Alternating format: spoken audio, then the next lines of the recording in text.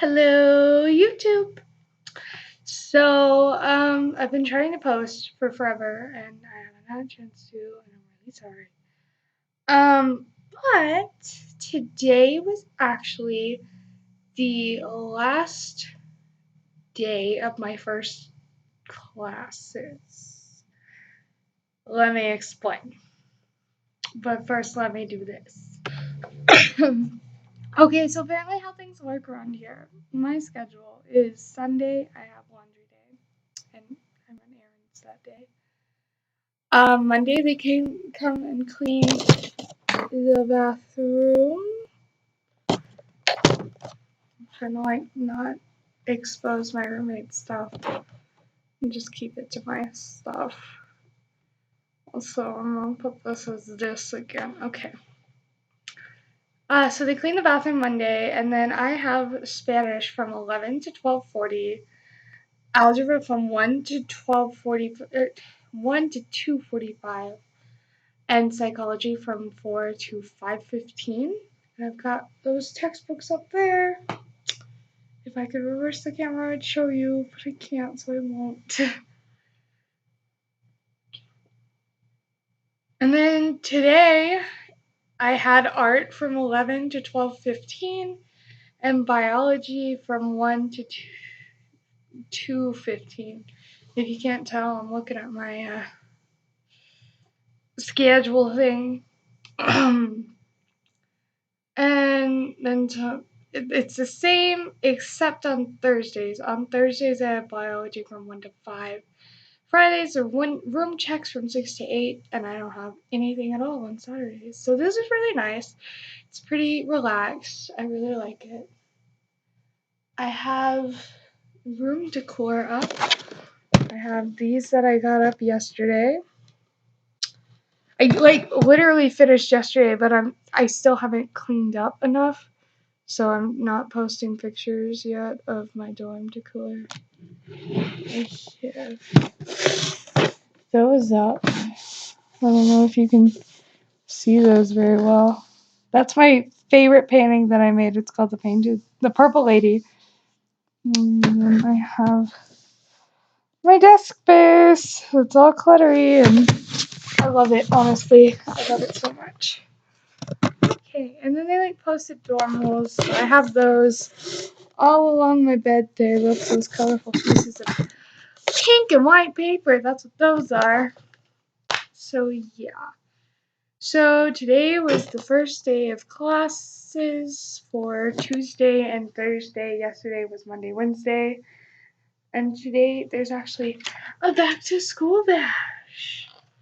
So I'm really excited for that. And I have math homework, but I might have to change math classes because this seems really hard. So anyway,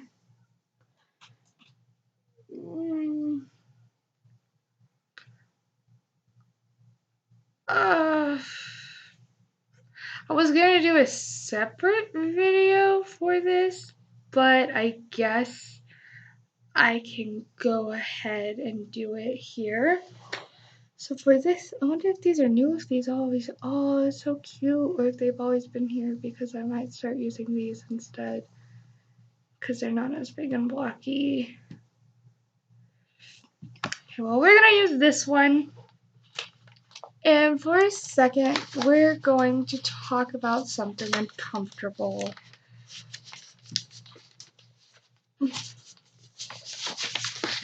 Here it is. But first, we're going to talk. No, we're not, because I don't want everyone to know my dodgeball strategy. If you are interested, though, in an elite dodgeball squad that wins, let me know, because I have a party. And I'm gathering people up. Instead of book club, I'm going to have dodgeball club when I'm a middle-aged woman. Okay. So I wrote this yesterday. I wrote this yesterday. And I think that everyone needs to hear it. And I think that if you are easily triggered, you can leave now. If you think you can make it through it without having an attack or something, you can stay.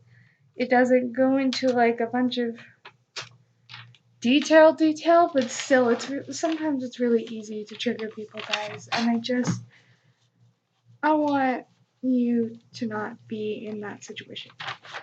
And I also, as a disclaimer, would like to state that this actually, like, there are some instances where I mention people's reactions. And honestly, yeah, a lot of you are going to be like, oh my god, she's talking about me. But actually, lots of people have the same reactions. And it amazes me. But it's true. So, here we go. The worst part of anxiety and depression, to me, okay? Is there something on my nose, or is that just, I think that's just the camera. Okay. Is not the panic attacks or the anxiety attacks. The worst part is not struggling to catch your breath or holding back tears. The worst thing about anxiety and panic attacks is the reaction people give you when they find out. I say that because in response to me admitting there are voices in my head, I've had answers that just vary. I've had answers in various forms. I didn't write this all down, by the way. This is scripted. But it makes it no less real. I've had answers in various forms. Most times it's wide eyes and misunderstanding. Almost every time it's misunderstanding, I should say. There's scoffs. People scoff about it. And that's difficult. A lot of people try to make it religious. And if you don't know this, I'm actually pantheist. So I'm not really a religious person. I feel like that's gonna come back and bite me in the butt if someone. Okay, this cannot. I don't know if you guys see something like black on my nose, but I keep seeing something black on my nose. Anyway, and then there's the I understand, whether they understand or not sometimes. So, but that's not the worst part either. The worst part, in my opinion, is in response to me trying to talk about it, there's avoidance. Talking about panic and anxiety is hard and it's triggering, especially when you're describing a panic attack. It can break you down, but that's okay, and it really is okay. It's okay because and if you keep talking about it. We have to, as a society, address panic and anxiety and depression and mental illness in general. We have to address it. You cannot keep pretending like it doesn't exist. Because trust me, it does. And it sucks. And just because you don't feel it doesn't mean that it's not there. Depression, anxiety, panic disorder, OCD, ADHD, bipolar disorder, etc. has to be addressed, really addressed. You can't just joke about it and make crappy puns and stuff like that and use it as an adjective. Today's kind of hard for me. I'm kind of grouchy. I'm a little bit depressed, and that's not me saying that I'm in a bad mood. That's me actually admitting that today I can feel my depression. I can feel it enough that I know how much there is. And there's enough to make me sad, but not enough to keep me in bed. That's why I dressed all cutesy today. I will show you what I'm wearing. 1 second. That's why I dressed in this today. These are my tights. Sorry, I'm short and there's a chair in front of me. Because it makes me feel cute and it makes me feel happy. So I tried to dress cute today and feel like a princess because I felt really dark inside. Ooh. So my major is clinical psychology. And here's a question that I kind of get asked, but not really. That's implied question, I guess. What is a psychologist's job? Stereotypically, it's the person that's jotting down notes, Sigmund Freud looking kind of guy with like maybe a pipe or something. It's jotting down notes and big square glasses while you lay on your couch and cry about the dreams that you had or about your daddy issues or about whatever. That is generally the stereotype I see the most. A psychologist is not just about sitting on a couch crying about daddy issues. Psychologists analyze and do what they can to combat mental issues, mental illnesses, mental disorders. So my psychologist talks to me, and we don't really talk about the reasons why I have my anxiety and my depression and my mental illnesses. We talk about what's gone on in your life lately. And sometimes it's not good. So sometimes he will recommend, when I had to take medicine, he recommended certain medicines. Through analyzation of my behaviors and memory of when someone with similar behaviors needed that and it helped them. But there is something that you can do that is part of a psychologist's job without a degree and without schooling and without paying for anything. You know what that is? That's listen. Sorry,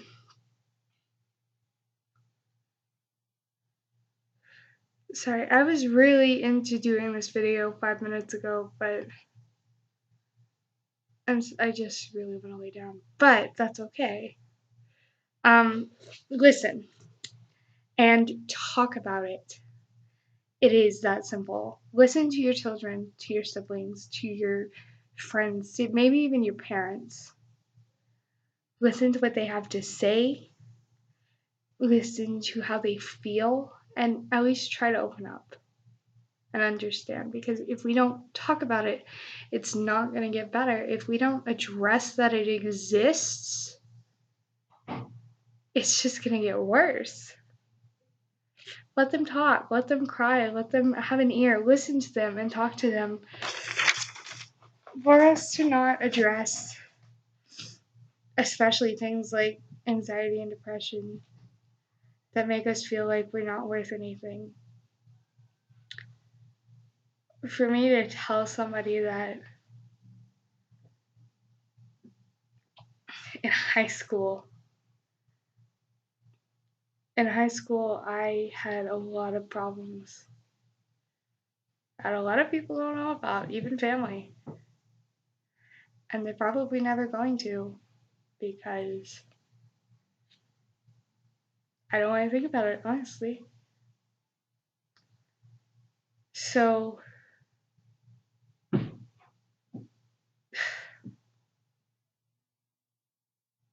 I wanted to do a happy video and tell you all about college. But that's been kind of heavy on me.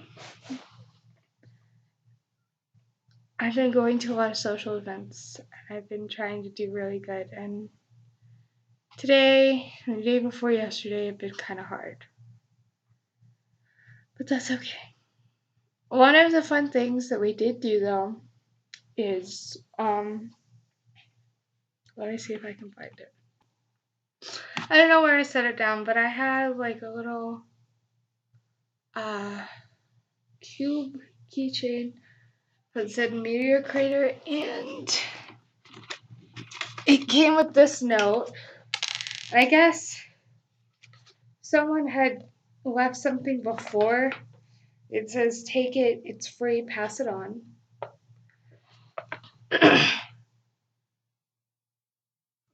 And then, so the Meteor keychain says, it's free, take it, lots of sentimental value, keychain from Meteor Crater, AZ.